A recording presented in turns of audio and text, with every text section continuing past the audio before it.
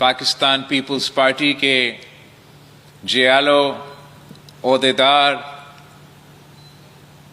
جی اے بھٹو، آج میں فخر کے ساتھ کہہ سکتا ہوں کہ پاکستان پیپلز پارٹی کہ یہ 58 فاؤنڈیشن ڈے کے موقع پہ ہم نے ایک نیا تاریخ رقم کیا ہے کہ پاکستان کا سب سے بڑا ڈیجیٹل جلسہ سے میں آج خطاب کر رہا ہوں، اور پاکستان کے ہر ڈسٹرکٹ میں شہید ذوالفقار علی بھٹو کے سپاہی، شہید محترمہ بینظیر بھٹو کے بھائیوں اور بہنوں موجود ہیں، اور وہ پاکستان پیپلز پارٹی کی اس فاؤنڈیشن ڈے میں شرکت کر رہے ہیں۔ اس وقت میں آزاد کشمیر کا مظفر آباد سے مخاطب ہوں،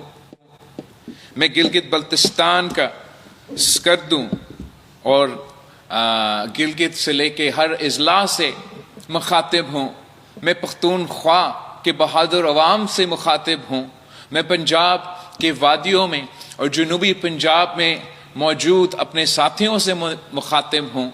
میں صوبہ بلوچستان کے بھائیوں سے مخاطب ہوں، اور صوبہ سندھ کے جیالوں سے بھی ایک وقت مخاطب ہوں۔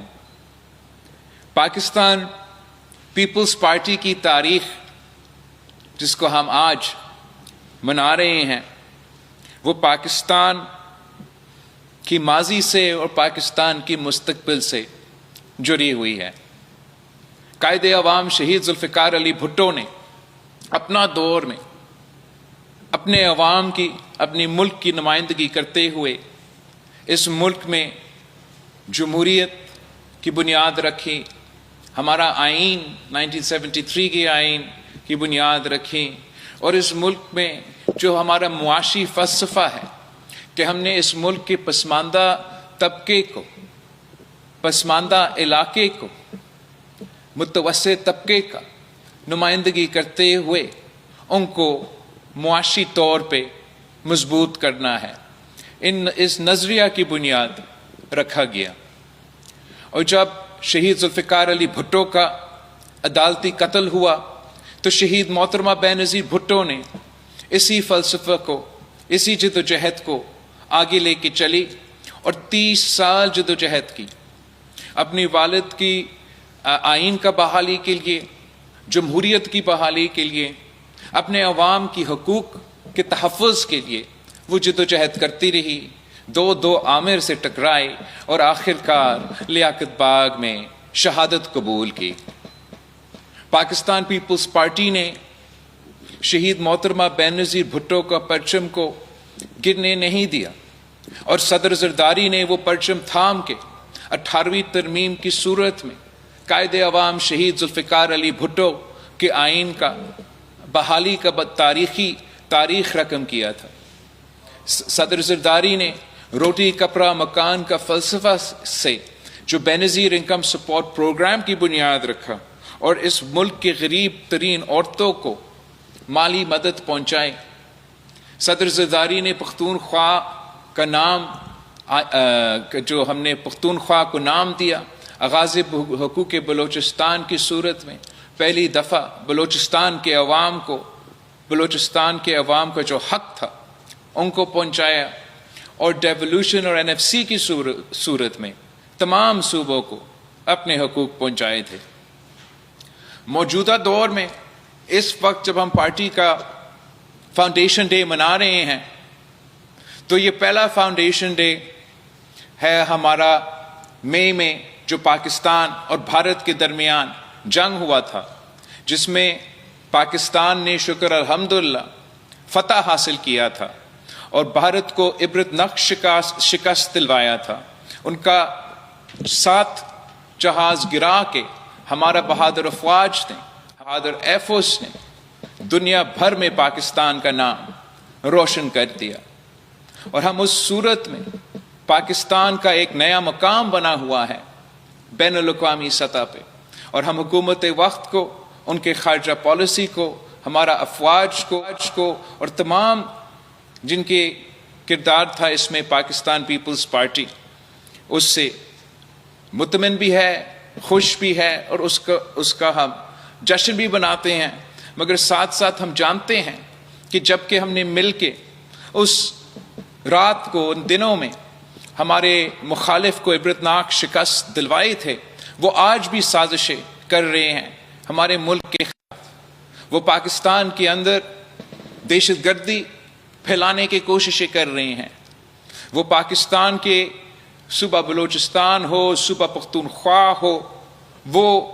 اپنے طریقہ کار، اپنے سازشی طریقہ کار اپنا رہے ہیں کہ پاکستان کو ڈی اسٹیبلائز کیا جائے۔ اس وقت پورا پاکستان پریشان ہے کہ نہ صرف ایک طرف سے بھارت کا ایک ہمارا بارڈر پہ مالی آنکھ سے پاکستان دیکھ رہے ہیں، مگر ہمارا جو افغانستان کے ساتھ تعلقات ہیں، وہاں بھی پاکستان اور افغانستان کے درمیان جو تھلکیاں بھرتے جا رہے ہیں، اور جس انداز سے ہم ان کا اور دہشت گردوں کا جو تعلق ہے اس سے مطمئن نہیں ہیں، وہ پاکستان کے لیے بہت خطرات پیدا کر رہے ہیں۔ اور ان حالات میں میں پاکستان پیپلز پارٹی کے کارکنوں سے اپیل کرتا ہوں، پاکستان پیپلز پارٹی کے نمائندوں سے اپیل کرتا ہوں کہ پاکستان میں ہمارا آپس کے تو سیاسی اختلافات ہو سکتے ہیں، اور وہ سیاسی اختلافات کا ہمارا حق ہے کہ وہ سیاسی اختلافات رکھے، لیکن جب کہ پاکستان کی سلامتی کی بات آئے، جب پاکستان نے نہ صرف ان دہشت گردوں کا مقابلہ کرنا ہے، مگر ہمارا ہمسائے میں جو ہمارے مخالف موجود ہیں ان کا بھی مقابلہ کرنا ہے۔ پاکستان کے باہر ہم نے سب ایک ہو کے ان کا مقابلہ کرنا ہے، اور یہی ہمارا کوشش ہوگا کہ ہم پاکستان کی اندرونی سیاست کو اس طرف لے کے جائیں کہ کوئی ہمارا اندرونی بحران کا غلط فائدہ نہ استعمال کر سکے۔ اس جدوجہد میں، اس کوشش میں، میں پاکستان پیپلز پارٹی کے کارکنوں کو، پاکستان پیپلز پارٹی کے نمائندوں کو میں سمجھتا ہوں کہ ہم وہ واحد سیاسی جماعت ہیں جو مثبت سیاست کرتے آ رہے ہیں، جو ہمیشہ سیاست کو سیاست کے دائرے میں رہ کے آگے بڑھاتے ہیں، اور ہمارا پورا کوشش ہوگا کہ ملک میں جو اس وقت ایک قسم کا سیاسی بحران ہے، اس سیاسی بحران کو ایڈریس کر کے ملک کو موجودہ مشکلات سے ہم نکال سکیں۔ حال ہی میں ہم نے، پاکستان پیپلز پارٹی نے حکومت کے ساتھ مل کے ایک آئینی ترمیم پاس کروایا، اور میں اس موقع پہ پاکستان پیپلز پارٹی کے فاؤنڈیشن ڈے پہ اپنے کارکنوں سے، اپنے نمائندوں سے اس آئینی ترمیم کے بارے میں بھی بات کرنا چاہ رہا تھا۔ ویسے پاکستان پیپلز پارٹی جب خود آئینی ترمیم لے کر آتے ہیں اور پیش کرتے ہیں، ہمارا تاریخ گواہ ہے کہ ہم ایسے انقلابی آئین سازی کر کے آئے ہیں جو پاکستان کی تاریخ میں ایسے کوئی مثال نہ ہو۔ شہید ذوالفقار علی بھٹو کے وقت ہم نے اس ملک کی سرزمین بے آئین کو پہلا متفقہ اسلامی جمہوری وفاقی نظام کی صورت میں 1973 کی آئین پیش کروایا، اور وہ ڈاکیومنٹ میں اتنا طاقت تھا، اتنا کنسنسس تھا کہ آج تک وہ پاکستان کی اصل آئین مانا جاتا ہے۔ اس آئین کی بحالی کا جدوجہد شہید محترمہ بے نظیر بھٹو نے چلائے، اور صدر زرداری کو اپنے پہلے صدارتی دور میں یہ موقع ملا کہ ہم وہ 18ویں ترمیم کی صورت میں جو قائد عوام شہید ذوالفقار علی بھٹو کے وعدے تھے وہ وعدے پورے کرے، اور جو